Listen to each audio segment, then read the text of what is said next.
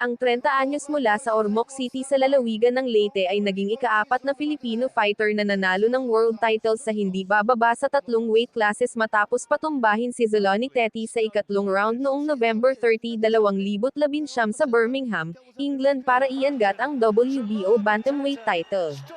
Si Casimero, na dating may hawak ng IBF Junior Flyweight at Flyweight titles, ay nagpadala sa South Africa na bumagsak sa canvas sa unang pagkakataon gamit ang isang right hook na nabigla sa rangy southpaw. Si Tete ay bumangon ngunit ang kanyang mga binti ay hindi makatayo, at hindi na siya ganap na nakabawi. Ang ikalawang knockdown ay dumating makalipas ang ilang sandali habang si Casimero ay nagtungo sa pagtatapos, na naglapag ng isang kaliwang hook na mataas sa ulo na nagpauna kay Tete sa mga lubid. Ang referee na si Steve Gray ay kumaway sa laban habang si Tete ay kumuha ng 2 pang suntok sa mga lubid. Ang tagumpay ay ang pinakabago sa mahabang linya ng malalaking tagumpay sa kalsada para kay Casimero, 29-4, 20 knockouts na nakakuha ng kanyang reputasyon bilang isang mabangis na mandirigma sa kalsada na hindi natatakot na pumunta sa likod bahay ng kanyang mga kalaban upang labanan. Ang laban ay ang kanyang ika-13 sa labas ng kanyang sariling bansa, at ang kanyang pangalawa sa United Kingdom, kasunod ng kanyang ika-10 round na demolisyon kay Charlie Edwards noong 2016.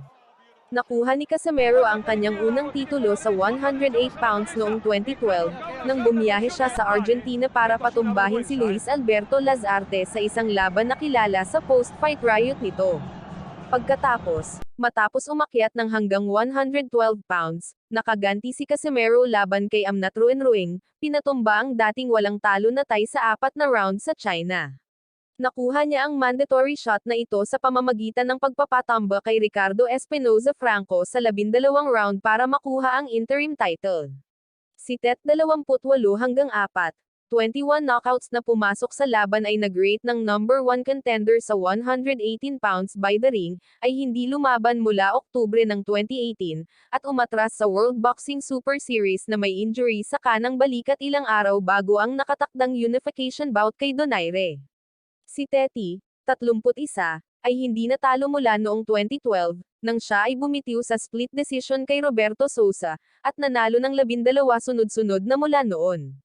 Kahit na ang laban ay hindi ipinalabas ng live sa katutubong Pilipinas ni Casimero, ang panalo ay dapat na mapalakas ang kanyang reputasyon bilang isa sa pinakamahusay na manlalaban ng kanyang bansa sa panahong ito. At muling natin balikan ang laban Casimero at Tete.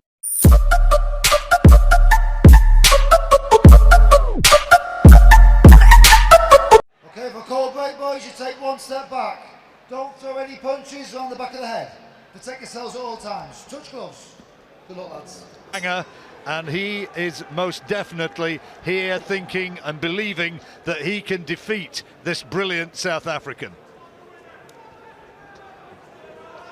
Well, the obvious tactic is to get inside that beautiful long jab there of Tete, which is achievable, but the problem is then you have that uppercut to worry about. When we've seen that, how effective that can be in the past. He takes a little half a step back, Tete, and then whips that uppercut right through the middle. Tete had one win, which came in 11 seconds, the quickest ever in a world title fight. Well, it's not, I suspect that might never be broken. Casimero, who'll be known to British fans as the man who stopped Charlie Edwards in September 3 years ago in an IBF flyweight title defence. He won this interim title in February against Ricardo Espinoza, and then defended it in August against Cesar Ramirez. Both those came by way of stoppage. Oh, he's a quality operator, and if you allow him forward momentum, and he gets it on his side, then he's a really hard man to deter. He really is. So for Tete, it's just keeping him in his place all the time, pivoting on that front foot, whipping that jab out, not shortening the gap. Tete, tremendous athlete, stands 5'9" and only weighed 8 stone 4 at the weigh-in. Comfortably made the 8'6" limit. That's the crazy part of it. How he makes the weight relatively comfortable.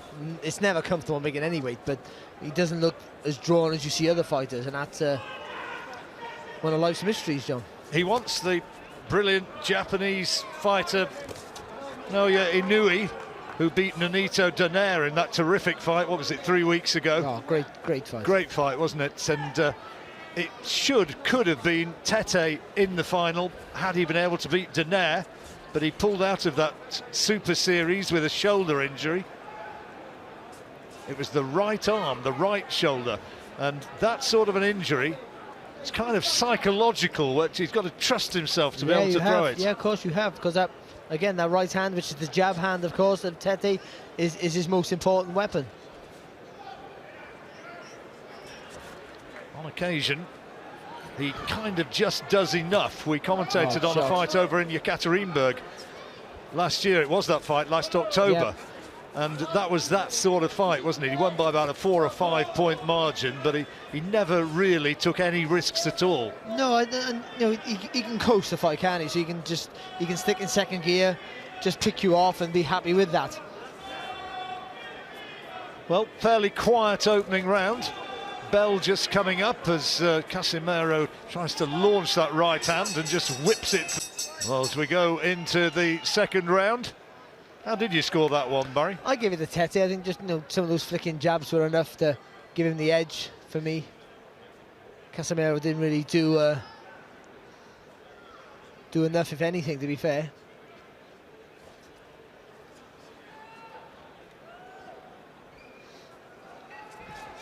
Quiet sort of opener, wasn't it?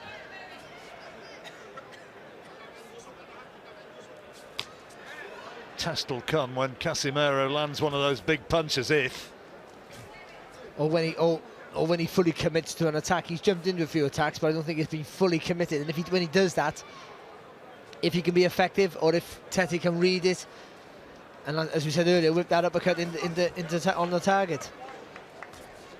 Casimero promoted by the legendary Manny Pacquiao.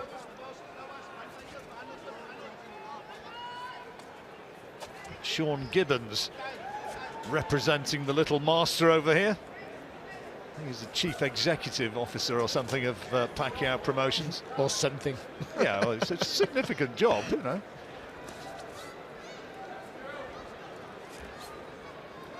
He introduced himself to me as that, and also as the president, so I'm not sure which it was.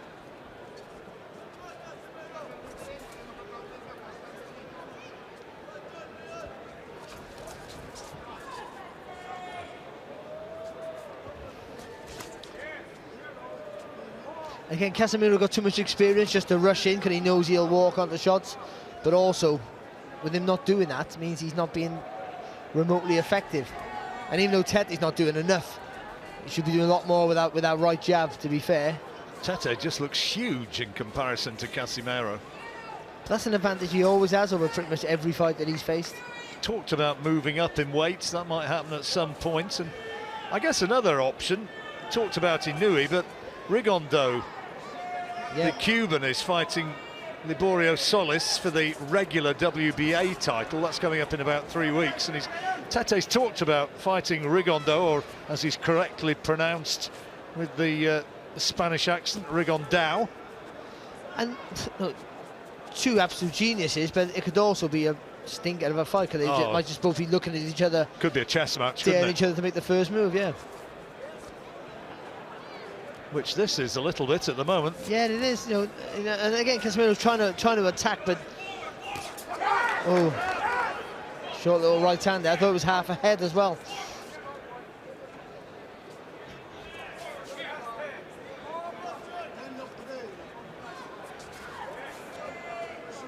As ever, Tete's entourage came to the ring singing and dancing. Title fight, and Zolani Tete, the taller man, that's where he goes in, and it looked as though there was a clash of heads there. No, I think it's a good... Well, it is actually, yeah. I thought it was a good right hand and half a head, but yeah. Both. Yeah, I give him both to Tete, but, he's only barely doing enough, John. I just think... Well, it's what we said, isn't it? I mean, this is what he did against Mikhail Aloyan when he fought over in Yekaterinburg in Russia last October. Well, obviously, that's better there for Casimero. Doubling up on the jab. Well, I guess he thinks, it's your move to close the gap, not mine. I'm the taller fighter with the longer reach. I want to keep it long. You gotta try and bring it to me.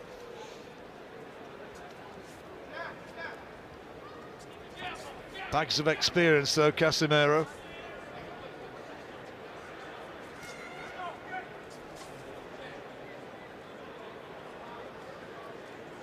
got a record of 5 wins and 2 defeats in world title fights. Tete 5-1. He's won his last 12 since September 2012.